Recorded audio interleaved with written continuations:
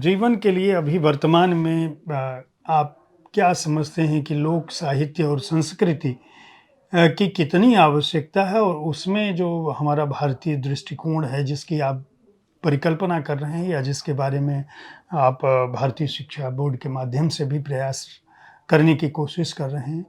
अ, एक तरफ आधुनिकता और आर्थिकता, दूसरी तरफ अध्यात्म और प्रकृति।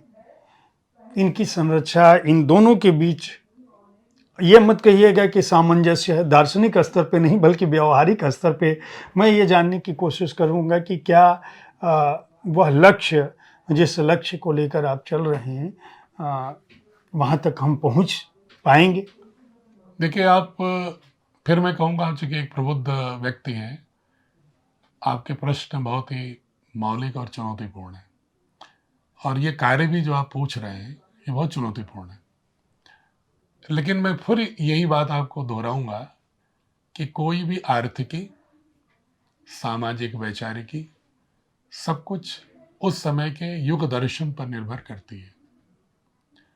तो इसलिए टेक्नोलॉजी हमेशा आइडियोलॉजी को ही फॉलो करती है और आइडियोलॉजी भी टेक्नोलॉजी से निर्मित होती है। हमें इस पर सतर्क रहना है कि हम किसी को दरिद्र नहीं बना रहे हैं। हम कह रहे हैं कि टेक्नोलॉजिस्ट बनो, लेकिन किस दृष्टि से? तेन तक तेन भुंजी था। अपने जीवन के लिए जो न्यूनतम आवश्यक है उतना ही ग्रहण करो और शेष समाज में वितरित करो। जैसे बादल अपने पास कुछ भी नहीं रखता, वृक्ष अपने पास कुछ भी नहीं रखता, ऑक्सीजन देता है, छाया देता है, फल देता है। आप पत्थर मारते हो तब भी फल देता है। तो मैं कह रहा हूं फलदार वृक्ष बनो, लेकिन अपने तक संग्रहण करके अपने अंदर रोगी क्यों बन रहे हो? तनावग्रस्त हो गए तो खूब समृद्धि की ओर बढ़ो, लेकिन उस समृद्धि का उपयोग भारत की सनातन दृष्टि से करो।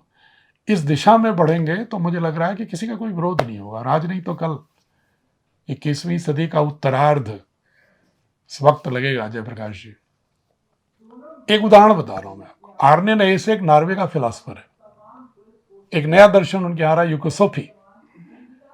वो कहता है कि अगर प्लेनेट को बचाना है, क्लाइमेट चेंज को हमें कंट्रोल करना है, हमें ग्लेशियर फटने से बचाना है, तो उसका एक ही तरीका है कि भारत की संस्कृति की ओर देखो।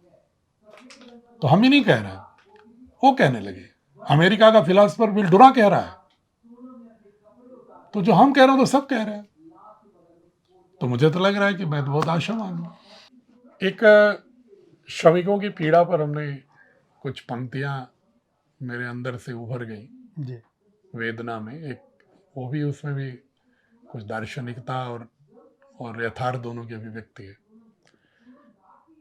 तमाम अभिजात्य पहचान का मूल स्वयं स्वाधीन अस्मिता को तड़पता, लघु और मानव की वीथियों में उलझता, भाव शून्य हो सिसकता कौन हूं मैं? उलझी बौद्धिक परिभाषाओं, प्रमेयों, शाब्दिक जाल को निरीह बन निहारता, अपनी परिभाषा को तपता कौन हूं?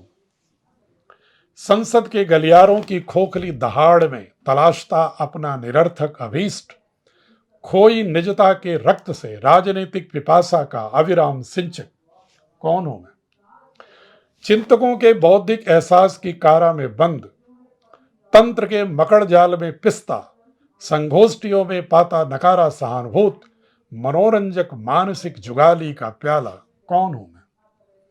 व्यवस्था परिवर्तन के फलसफों की गूंज, सत्याग्रहों का मूल, सशक्त क्रांतियों का त्रासद शूल, कुकुरमत्ते की तरह उभरते उदारवादी संगठनों की नपुंसक आस्था कौन हूं मैं?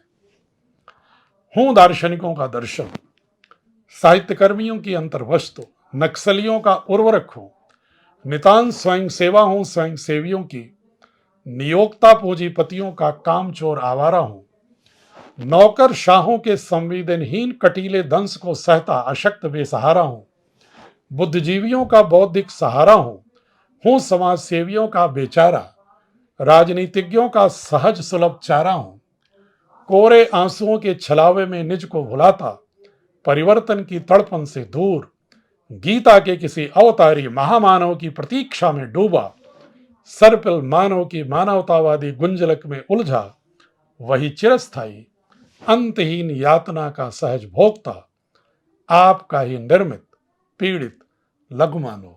हाँ, अदना सा श्रमिक हूं मैं। क्या बात है, क्या बात है। बहुत उत्तम, अति उत्तम।